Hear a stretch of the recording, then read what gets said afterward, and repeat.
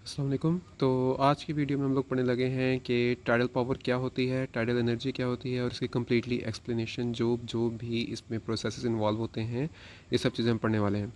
तो सबसे पहले हम देखते हैं कि हमारी टाइडल एनर्जी क्या होती है। Tidal energy is formed by the rise and fall of the tides. अब देखें टाइड्स क्या होती हैं।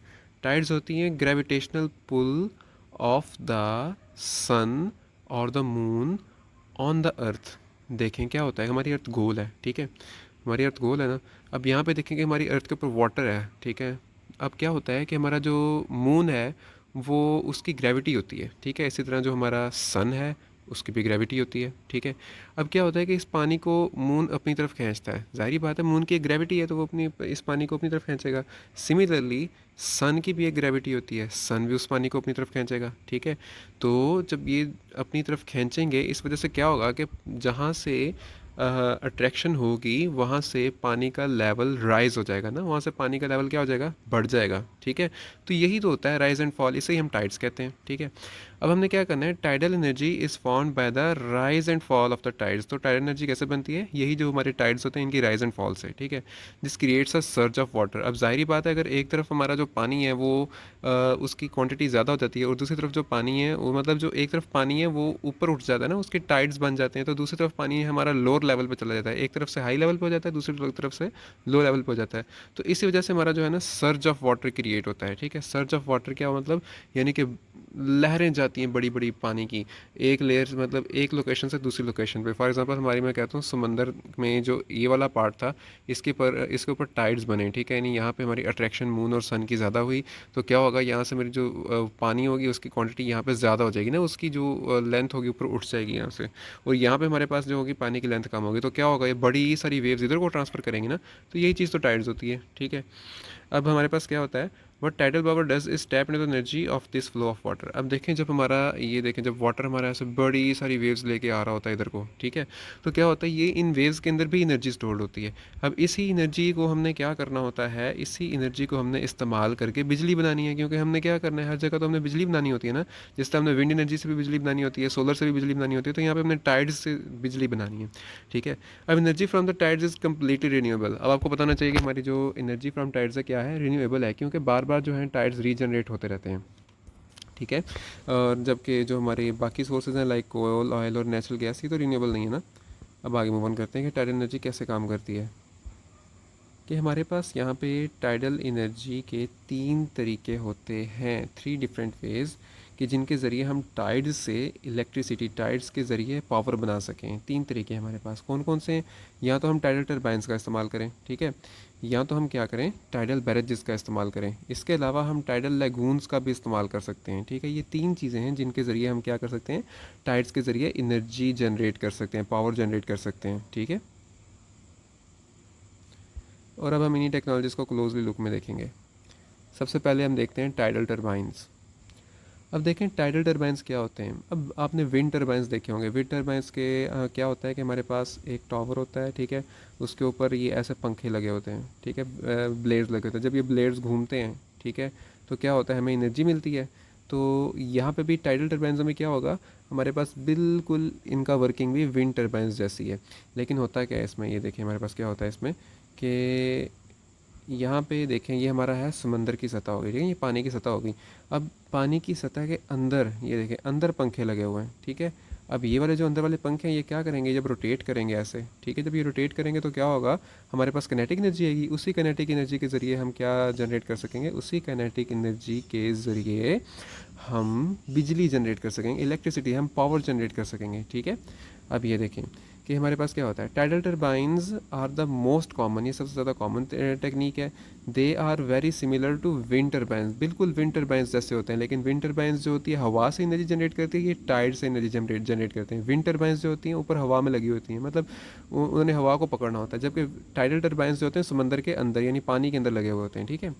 अब only they are placed under water, ये कहाँ पे कैसे प्लेस किए जाते हैं, अंडर वाटर प्लेस किए जाते हैं, ठीक है। A short distance from the coast, coast से बिल्कुल शॉर्ट डिस्टेंस, यानी ज़्यादा दूर भी नहीं लेके जाना है, समंदर के दरमियान वगैरह में नहीं, बल्कि कोस्ट से थोड़ा सा डिस्टेंस पे होते हैं बस।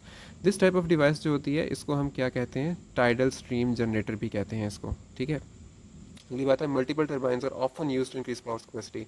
अगर हमारे पास ज़्यादा पावर चाहिए होती है तो हम मल्टीपल टर्बाइंस का इस्तेमाल करते हैं, ठीक है। As turbine harness energy of flowing tides they begin to turn. अब क्या होता है कि जैसे ही टर्बाइंस को एनर्जी मिलती है, कौन सी एनर्जी मिलती है, टाइड्स वाली एनर्जी मिलती है, ठीक है।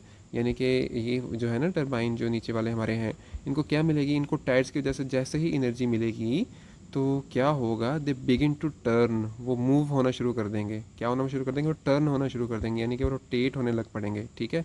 जब वो रोटेट होने लगेंगे तो this energy is then transfer to a generator.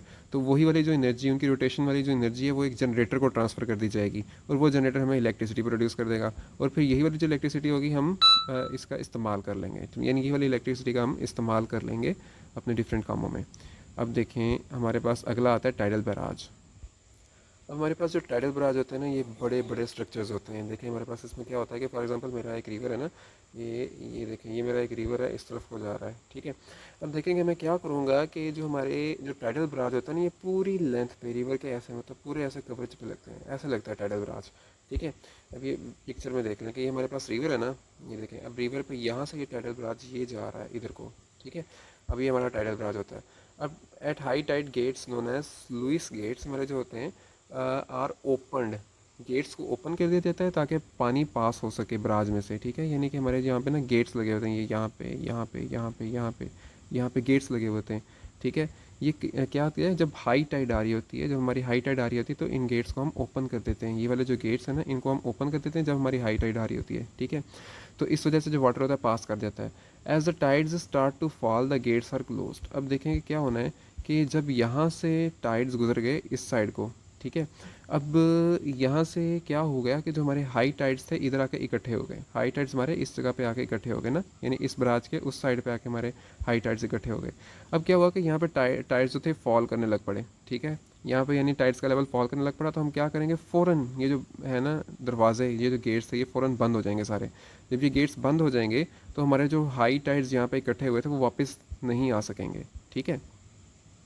As the tide start to fall the gates are close trapping sea water behind the barrage. यानी ये जो बराज होता है ना, इसकी बैक साइड पे हमारे पास क्या हो जाता है, सारे का सारा पानी इकट्ठा हो जाता है। When barrage trap large bodies of water, they act in a similar way to hydroelectric dams। जाहिर बात है अगर इन्होंने बहुत सारा पानी ट्रैप कर लिया तो ये डैम्स की तरह ही काम करेंगे। डैम्स भी क्या करते होते हैं, डैम्स भी बहुत सारा पानी जो होता है अपनी बैक साइड पे जमा कर लेते हैं और फिर उसको फेंकते हैं, तो उसके ज़रिए हम आगे काम करते होते हैं, यानी उसके ज़रिए हम एनर्जी प्रोड्यूस कर रहे होते हैं। तो इसमें भी सेम वही वाला फिर प्रिंसिपल इस्तेमाल होता है। इंजीनियर्स जो होते हैं ना, वो क्या करते हैं, engineers can release water through structure to drive turbines, ठीक है। अब क्या हुआ कि जब यहाँ से हमारे टर्बाइंस में से ऐसे पास कर गया, मतलब जब यहाँ से हमारे पास पानी पास करके यहाँ पे इकट्ठा हो गया, ठीक है। इकट्ठा होने के बाद क्या होगा कि हमारे पास पानी को रिलीज़ किया जाएगा, ठीक है। अब देखें यहाँ पे हमारे पास हाई लेवल का पानी होगा और क्या होगा कि इस तरफ हमारे पास पानी का लो लेवल हो चुका होगा। तो जब यहाँ से पानी इधर को आके गिर रहा होगा, ठीक है, रास्ते में हम टरबाइन लगा देंगे। जब रास्ते में टरबाइन लगाएंगे, टरबाइन मूव करेगी। जब टरबाइन मूव करेगी तो हमें क्या मिलेगी, एनर्जी मिलेगी। इस बात को दोबारा गौर से सुने कि जब हमारे पास यहाँ से हाई टाइड्स आई, ठीक है, हाई टाइड्स आई यहाँ से गुजरी, ठीक है, और गुजरने के बाद हमने यहाँ पे उनको जमा कर लिया, ठीक है। अब तो क्या होगा, यहाँ पे पानी फॉल हो चुका होगा ना, यहाँ पे जो पानी का वाटर है, यहाँ पे वाटर लेवल है फॉल हो चुका होगा। यहाँ पे आपको बहुत ऊंचा वाटर लेवल इस वक्त नज़र आ रहा है, ठीक है। यानी अब यहाँ पे वाटर लेवल क्या हो चुका होगा, काफ़ी फॉल हो चुका होगा। फिर हम क्या करेंगे, जब हम गेट्स को ओपन करेंगे तो यहाँ से पानी ऐसे आ रहा होगा ना, नीचे को बड़ी स्पीड से गिर रहा होगा। तो क्या होगा कि यहाँ पे हमारे पास टरबाइन लगी होगी, वो टरबाइन क्या करेगी, वो टरबाइन मूव करेगी, ठीक है। इस पानी के फ्लो की वजह से वो टरबाइन क्या करेगी, वो मूव करेगी और हमें एनर्जी जनरेट हो जाएगी, हमें एनर्जी मिल जाएगी, ठीक है। चलें फिर हम आगे मूव करते हैं और ये देखें अब क्या है कि tidal power station built across the Rance river in France. अब ये जो है ना, ये इसी का बताया हुआ है कि ये वाला जो है हमारा टाइडल पावर स्टेशन है जो हमारा फ्रांस में लगा हुआ है। The benefit of our tidal barrage is that electricity generation can be controlled. इससे हम इलेक्ट्रिसिटी जनरेशन को कंट्रोल कर सकते हैं, ठीक है। Engineers can manage the flow of the water through the barrage to meet spikes in energy demand. हमारे जो इंजीनियर्स होते हैं वो क्या कर सकते हैं, यानी फ्लो ऑफ वाटर को कंट्रोल कर सकते हैं। जब हम फ्लो ऑफ वाटर को कंट्रोल कर सकते हैं तो क्या होगा कि हमें रिक्वायर्ड एनर्जी मिल सकती है। आगे मूव ऑन करते हैं, pros and cons of tidal energy. अब हमारे यानी क्या क्या इसके एडवांटेजेस और डिसएडवांटेजेस होते हैं टाइडल एनर्जी के, तो ये सब चीज़ें अब हम डिस्कस करने लगे हैं। सबसे पहले पहले हम प्रोज पढ़ने लगे ना, जो एडवांटेजेस हैं इसके, तो प्लस पॉइंट्स इसके जो हैं, सबसे पहला है वो है tidal power is environment friendly. क्या है ये? इन्वायरमेंटल फ्रेंडली है। Tidal power is environmental friendly alternative to fossil fuels. अब देखेंगे पहले हम फॉसिल फ्यूल्स का इस्तेमाल करते हैं अपनी लाइट को प्रोड्यूस करने के लिए, अपनी इलेक्ट्रिसिटी को प्रोड्यूस करने के लिए, लेकिन अगर हम टाइडल पावर के ज़रिए इस्तेमाल करेंगे तो हमारा कोई फॉसिल फ्यूल्स वगैरह का इस्तेमाल नहीं होगा, और ना ही इसमें कोई हमारे पास कोई टॉक्सिक चीज़ें प्रोड्यूस हो रही हैं, ना ही कोई ग्लोबल वार्मिंग के ऊपर हमारा फ़र्क पड़ेगा इससे टाइडल पावर से, ठीक है। जबकि फॉसिल फ्यूल वगैरह कार्बन डाइऑक्साइड निकालते हैं और पोल्यूटेंट्स निकालते हैं, जिसकी वजह से ग्लोबल वार्मिंग भी होती है और भी बड़े सारे मसले मसाइल होते हैं, लेकिन टाइडल पावर से हमारे पास कोई भी इस तरह का मसला मसाइल नहीं होता, और ये हमारा इन्वायरमेंटल फ्रेंडली है, ठीक है। अगली चीज़ जो है हमारी, it's both renewable and sustainable. आपको पता है कि हमारा रीन्यूएबल एनर्जी सोर्स है, टाइडल एनर्जी रीन्यूएबल है ना, मतलब कि हमारे पास जो टाइड्स बनती रहती हैं बनती रहती हैं बनती रहती है, रुकती तो नहीं है। जबकि हमारे पास कोल, नेचुरल गैस और फॉसिल फ्यूल्स वगैरह जो बाकी हैं वो तो रीन्यूएबल नहीं है, वो तो एक दफ़ा ख़त्म हो गए। लेकिन हमारे पास टाइडल एनर्जी क्या है? वो रीन्यूएबल है। कोल्स वगैरह रीन्यूएबल नहीं है, यानी हमारा फॉसिल फ्यूल्स रीन्यूएबल नहीं होते, हमारी जो टाइडल एनर्जी रीन्यूएबल है, ठीक है, जिस वजह से हमारी एक सस्टेनेबल है और हम इसका बार बार इस्तेमाल कर सकते हैं। और हमारे पास अगली चीज़ है, the tides are reliable. Reliable कैसे? The tides run like clock work. किस तरह काम करते हैं ये? क्लॉक वर्क की तरह। हम टाइड्स को प्रिडिक्ट कर सकते हैं कि हमारे इस टाइम यहाँ पे इतने हाई टाइड्स आएंगे या इतने लो टाइड्स आएंगे, तो ये चीज़ें हम सारी जो है ना हम प्रिडिक्ट कर सकते हैं। तो इस तरह हम कहते हैं कि टाइड्स जो है हमारे रिलायबल होते हैं। टाइड्स वाली टाइडल एनर्जी हमारी रिलायबल एनर्जी है। उसके बाद टाइडल एनर्जी इज़ एफिशिएंट, कि जो हमारे टाइडल टरबाइंस होते हैं ना, ये विंड टरबाइन से बहुत ज़्यादा एफिशिएंट होते हैं। क्यों एफिशिएंट होते हैं? क्योंकि हमारा जो वाटर है वो 1000 टाइम्स ज़्यादा मतलब डेंसर होता है, ठीक है, एज़ कम्पेयर टू एयर। हमारा जो वाटर होता है 1000 टाइम्स ज़्यादा डेंसर होता है एज़ कम्पेयर टू एयर। यानी कि अगर हमारी एयर की बहुत ज़्यादा स्पीड है तो उसने कम एनर्जी प्रोड्यूस करनी है एज़ कम्पेयर टू हमारे लो स्पीड वाटर ने। यानी हमारा अगर वाटर की स्पीड लो भी होगी तो उसने बहुत ज़्यादा एनर्जी जनरेट कर देनी है as compare to high speed air, ठीक है। अगली बात जो है हमारा लो रनिंग कॉस्ट है इसका। अगर हम कंस्ट्रक्शन कॉस्ट को इग्नोर कर दें, ठीक है, तो हमारे पास जो टाइडल प्लांट्स होते हैं ना, इनकी बड़ी कम होती है रनिंग कॉस्ट, ठीक है। और ये इनको ज़्यादा वो भी नहीं चाहिए होती, मेंटेनेंस भी नहीं चाहिए होती, मतलब बार बार रिपेयरिंग भी नहीं चाहिए होती इनको, यानी एक दफ़ा लग गए तो फिर लग जाते हैं, ठीक है। और हमारी जो मेंटेनेंस होती है ना वो महंगी हो सकती है, लेकिन हमारी मेंटेनेंस की बहुत बहुत कम ज़रूरत पड़ती है, तो इसलिए हम कहते हैं हमारा लो रनिंग कॉस्ट होती है इसकी। अगली बात यह है कि tidal bridges can have multiple uses. इनके मल्टीपल यूजेस भी हो सकते हैं। अब हमने कहा कि हमारा जो टाइडल ब्राज था वो क्या था? वो पानी को जो था, हमारे जो टाइड्स थे उनको रोक के रखता था ना। टाइडल ब्राज वाला जो था यही फंक्शन था ना, वो हमारे टाइड्स को रोक के रखता था, ठीक है। अब टाइडल ब्राज का सिर्फ यही वाला फंक्शन नहीं है, टाइडल ब्राज के और भी फंक्शन हो सकते हैं। लाइक हमारा जो रिवर है उस पर हमें पुल बनाने की ज़रूरत नहीं पड़ेगी। अगर हमने टाइडल ब्राज बना लिया है तो टाइडल ब्राज के ऊपर से ही लोग क्रॉस करके चले जाएंगे, वही हमारा पुल के तौर पर काम कर लेगा, ठीक है। इसी तरह हमारे पास टाइडल ब्राज का और भी फ़ायदा होता है कि हम फ्लड से बचा सकते हैं जो हमारी कंट्रीज, हमारी जो सिटीज़ होती हैं उनको, ठीक है। उसके बाद अब हम कहते हैं कि हमारे इसके बैड यानी इसके डिसएडवांटेजेस क्या हैं। तो पहला डिसएडवांटेज है कि इट अफेक्ट्स द इन्वायरमेंट। इसके काफ़ी सारे इन्वायरमेंटल इफ़ेक्ट्स होते हैं जो कि बिल्कुल हमारे हाइड्रो इलेक्ट्रिक डैम्स वाले की तरह होते हैं। यानी जो जो हमारे डैम्स में इन्वायरमेंटल इफेक्ट्स होते हैं वही हमारे पास यहाँ पर टाइडल बराज में होते हैं। मेरीन लाइफ, यानी टाइडल टर्बाइंस जो होते हैं हमारी मेराइन लाइफ को हार्म कर सकते हैं, ठीक है। कैसे? जस्ट लाइक विंड टर्बाइंस, कि जैसे हमारी विंड टर्बाइंस जो होती हैं वो बर्ड्स वगैरह को मार देती हैं, ठीक है। इसी तरह हमारे जो टाइडल टर्बाइंस होते हैं ये किसे हार्म करेंगे? मेरीन लाइफ को हार्म करेंगे, मछलियों वगैरह को मारेंगे, ठीक है। उसके बाद है ब्राजेस कैन डिस्टर्ब माइग्रेटरी पैटर्न। अब देखिए हमारी जो कुछ मछलियाँ वगैरह होती हैं उन्होंने माइग्रेशन करनी होती है, ईयरली माइग्रेशन करती हैं, या कुछ मतलब जिस तरह उनका होता है ना, माइग्रेटरी मछलियाँ होती हैं। अब उन्होंने जब माइग्रेशन करनी है तो उनके माइग्रेशन पैटर्न को भी बैराजेस अफेक्ट करेंगे। लाइक अब देखें ना, कुछ मरीन फिशेस होती हैं वो स्पॉन जब उन्होंने करना होता है तो वो किसी और एरिया में जाती हैं, ठीक है। कुछ जो होती हैं species of fish living in estuaries, ठीक है। अब एस्टुअरीज जगह का नाम है, वहाँ पे कुछ जो मछलियाँ रह रही होती हैं वो क्या करती हैं? वो माइग्रेट करती हैं अपोजिट डायरेक्शन में, ठीक है, to the sea in order to spawn, ताकि वो स्पान कर सकें। तो ये सब मछलियाँ होती हैं जिनको ना अपनी वो क्या कहते हैं, माइग्रेशन की ज़रूरत पड़ती है। लेकिन अगर हमने रास्ते में बराज बना दिया तो उनके माइग्रेटरी पैटर्न पे फ़र्क पड़ेगा, उनको नया रास्ता लेना पड़ेगा, ठीक है। या तो मर जाएंगी वो बराज से जाते हुए, ठीक है, या फिर क्या होगा, उनको एक नया रास्ता लेना पड़ेगा। उसके अलावा हमारे पास क्या होता है कि tidal energy can restrict access to sea. अब अगर हमारे पास सी वाटर का एक्सेस रिस्ट्रिक्ट हो जाता है तो इससे हमारे जो फ़िशरमैन होते हैं उनको प्रॉब्लम हो सकता है, ठीक है। फ़िशरमैन को प्रॉब्लम हो सकता है, हमारी ट्रांसपोर्ट कंपनी को प्रॉब्लम हो सकता है, हमारी रिक्रिएशनल सी गोर्स को हमारे पास जो होता है उनको भी प्रॉब्लम हो सकता है। क्योंकि देखिए ना, अब हमारा एक प्रॉपर रास्ता जा रहा था रिवर से होता हुआ, अब उस रिवर के ऊपर आगे बराज लग गया तो मतलब वहाँ पे स्टॉप लग गया है, ठीक है। अब हमारा एक्सेस नहीं रहा उसके आगे जाने का वहाँ से, ठीक है। अगली चीज़ जो है, हमारा टाइडल एनर्जी जो होती है वो लोकेशन स्पेसिफिक होती है। अब देखिए, हमारी जो टाइडल एनर्जी होती है ना, ये कोस्टल एरियाज़ में ज़्यादातर लगाई जाती है, जबकि लैंड लॉक्ड एरिया में ये नहीं लगाई जा सकती। क्योंकि जहाँ पे हमारे टाइड ज़्यादा होंगे, देखिए हमने वहीं पे ही टाइडल बराज और टाइडल एनर्जी वाले जो अपने प्लांट्स होते हैं वो लगाने होते हैं।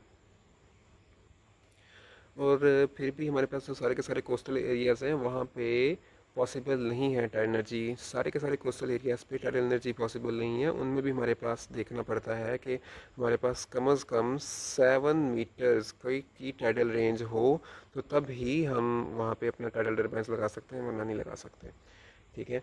अब क्या है, टाइडल पावर प्लांट्स होते हैं हमारे एक्सपेंसिव होते हैं, ठीक है। अगर हम बात करें टाइडल ब्राज की, तो उसकी कंस्ट्रक्शन हमें $1 बिलियन की पड़ सकती है। और इसी तरह अगर बात करें कंस्ट्रक्शन कॉस्ट में बी ऑफसेट बाय इनकम और टाइडल पावर प्लांट जनरेट सच projects still require significant upfront investment. यानी कि हमारे पास जो पावर प्लांट्स होते हैं, टाइडल पावर प्लांट्स, उनके लिए बहुत ज़्यादा इन्वेस्टमेंट चाहिए होती है, ठीक है। तो ये हमारे कोई लेस इकोनॉमिक नहीं होते। अगली बात है, maintenance of tidal turbine is difficult. इनकी जो मेंटेनेंस होती है वो भी डिफ़िकल्ट होती है, ठीक है। क्योंकि देखें ना, हमारे जो टाइडल टरबाइन्स होते हैं वो तो पानी के अंडर होते हैं ना, तो पानी के अंडर सारा कुछ काम करना होता है, मैनेज करना होता है, तो वहाँ पे मेंटेनेंस भी होता है, बड़ी मुश्किल हो जाती है। तो इसी वजह से हमारे पास जो टाइडल टरबाइन्स होते हैं ना, वो इस तरह के जनरेट किए जाते हैं, इस तरह के बनाए जाते हैं कि उनको कम से कम मेंटेनेंस की ज़रूरत पड़े, ठीक है। अब जो आजकल चल रहे हैं टाइडल टरबाइन्स, उनको कम से कम 6 साल चाहिए होते हैं, 6 साल के बाद उनकी मेंटेनेंस होती है। अगली बात हमारे पास, हम समरी करते हैं कि हमारे पास जो टाइडल एनर्जी है इसमें एडवांटेजेस भी हैं, डिसएडवांटेजेस भी हैं, ठीक है। ये अगर हम एडवांटेजेस की बात करें, इन्वायरमेंटल फ्रेंडली है, रिन्यूएबल एनर्जी सोर्स का इस्तेमाल करती है, और भी इस तरह के हमने काफ़ी एडवांटेजेस पढ़े। लेकिन अगर हम डिसएडवांटेजेस की बात करें, तो ये हमारा जो होता है, इसकी मेंटेनेंस कॉस्ट हाई होती है, ये एक्सपेंसिव भी होता है, ठीक है। तो इस तरह के हमारे पास बहुत सारे, हम दोनों तरफ से हमारे पॉइंट आते हैं। तो ये था हमारा टाइडल एनर्जी का टॉपिक। इंशाल्लाह मिलते हैं नेक्स्ट वीडियो में। अल्लाह हाफिज़।